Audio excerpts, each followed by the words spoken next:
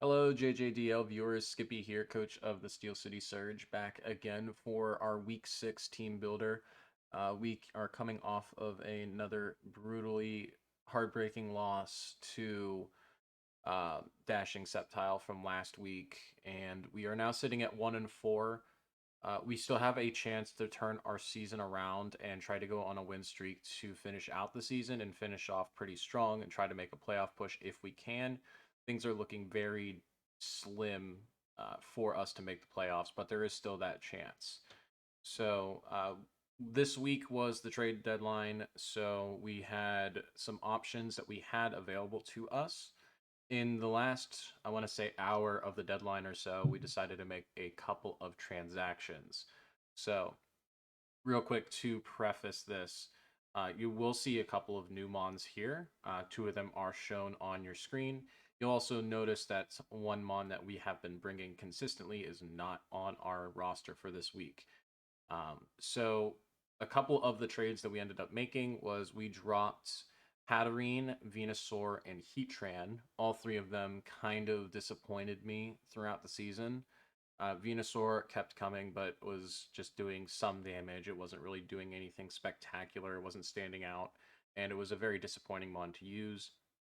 Heatran was pretty nice defensively, but it never really showed up to out. I think it only showed up to 2 matches to that point and hadn't really done anything other than miss Will-O-Wisp, which was very frustrating to deal with, and I couldn't handle it anymore, so wanted to get rid of it.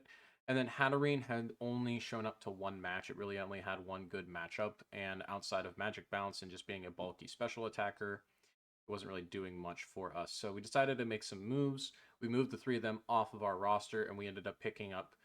You see Bellybolt on the screen here for this week. We picked up Bellybolt. We also picked up Jirachi. We also picked up Lilligant Hisui.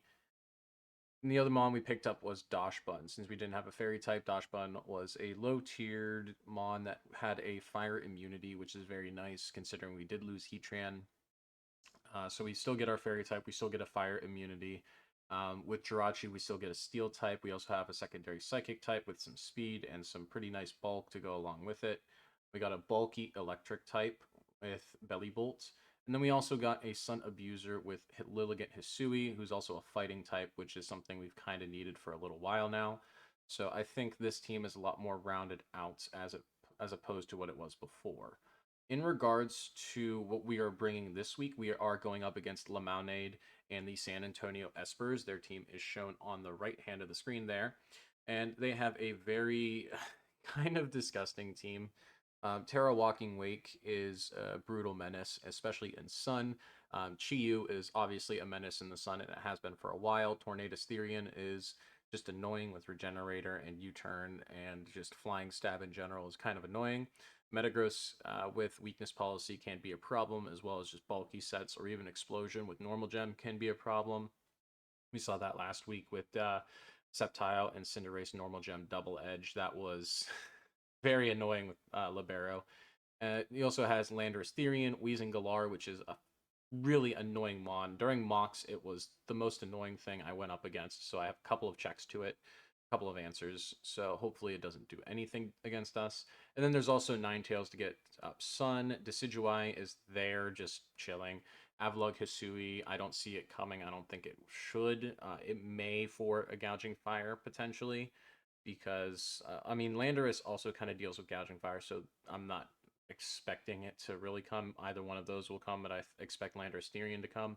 And then obviously there's Spite Ops down there for hazard stacking potential and first impression, as well as a couple of other niche things. But in regards to the ones I expect him to bring, Terra Walking Wake seems like a given, as well as Landorus Therian, Chiyu, and Tornadus. Metagross also makes some sense. Ninetales could potentially come in that last spot, as well as Weezing Galar. Everyone else I don't really see showing up this week. So this team kind of checks that a little bit. You can see very well that there is no Gouging Fire on this team. I didn't think it had a very good matchup at all. Wake kind of just knocks it out with Draco at any point. Landorus Therian kind of just walls it hard, just doesn't really help out anything. And then Weezing Galar also just kind of walls it with Levitate and just being a physically bulky menace. So I didn't think Gouging Fire had enough viability for this week. So we have a couple of different mods in place of it. We're going to start off with the Terra Water Azelf.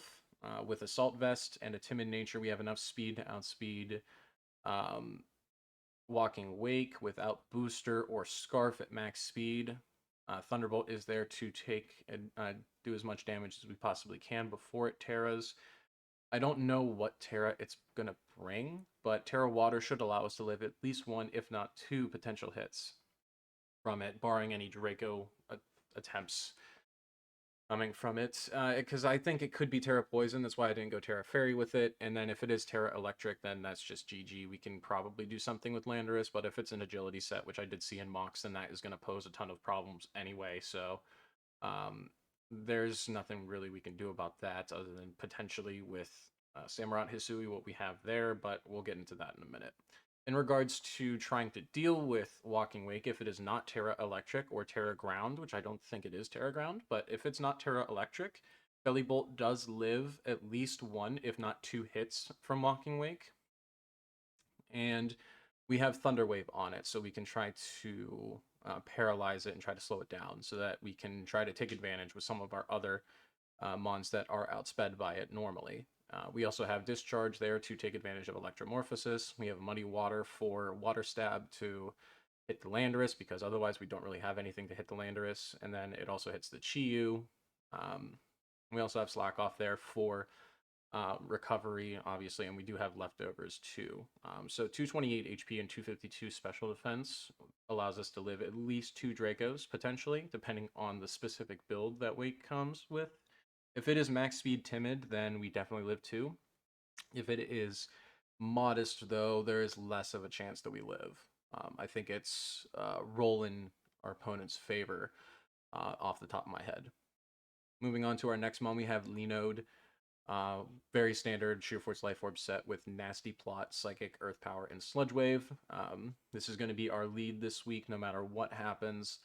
We get off a Nasty Plot, and then we just take damage, or deal damage, whatever you want to call it, against whatever wants to come in. So there are a couple of things that could go wrong with that, but I expect to see a Landorus Therian lead, and if we lead with this Linode, then we should be fine. We just Nasty Plot turn one, and then go for a Psychic. It probably takes down the Landorus, and if not, we take down something else, or at least chip it heavily. Even Tornadus Therian with Assault Vest does not really enjoy a +2 from 252 special attack Life Orb Landorus Therian with Sheer Force. So, something to keep in mind there. Next up, we do have a very fun Samurott Hisui set with Custap Berry. We have 204 HP, 228 speed, so we can outspeed max speed Metagross, and then 76 to special defense, just so that we can try to live a hit from Walking Wake if we can. If not, we do have Endure to proc that Custap Berry. We also have Sword Stance to get off on a switch, and then we have just Dual Stab with Aqua Cutter and Night Slash for maximum damage and less potential for misses. So that's going to be our set for this week. That's probably going to try to be a cleaner, if not just like a nice wall breaker for just bulky sets from the other side of the field. Coming down to Torkoal. Torkoal is there to just try to, I don't know, rapid spin away hazards. Hazards have been annoying during mocks. And I'm not going to bring Drought this week just because Walking Wake and Sun is a menace and terrifying as hell. And I don't want to have to deal with that. So we're Shell Armor this week. We do have Heavy Duty Boots. We are Rapid Spin, Stealth Rock, Earth Power, or Earthquake. I'm sorry, I switched that to Earthquake specifically for Chiyu. And then Lava Plume just for stab damage. And potential burns as well on the Landorus would be very, very nice, even on the Metagross. So, that's what we're looking for there. We're just max special defense, max HP, and then just some physical defense investment just to try to live as many hits as possible and try to get rid of rocks as much as possible, as well as like toxic spikes or any other hazards. And then last but not least, we have a very fun Jirachi set with Power Herb. We do have max speed, max special attack. We are running Meteor Herb, Power Herb with Icy Wind for the Landorus Therian. We have Psychic there for Wheezing Galar. We also have Dazzling Gleam if we can catch a Walking Wake switch in, or if it's potentially just like Terra Dragon Walking Wake for some reason. or Terra Fighting or something like that. Dazzling Gleam is just there to try to take that out, as well as another way of hitting Chi-Yu. Meteor Beam is mainly there for Chi-Yu, but Dazzling Gleam is a nice secondary option if we can't use Meteor Beam, like if we get knocked off with our Power Herb, or we've already used our Power Herb or something like that. So we do Speed Tie with the Chi-Yu if it's not Scarf and it's Timid, so that'd be very good information to gather early on in the match. But this is a very scary team this week, so if we can somehow pull off a win with this team that we have built, that would be great. Go ahead and check out Lamaunade's YouTube channel in the top right corner of the screen, and we'll see you guys back for the battle. Best of luck this week to Lamaunade, and hopefully we can try to salvage this season before it's way too late. Thanks, and see you in the battle.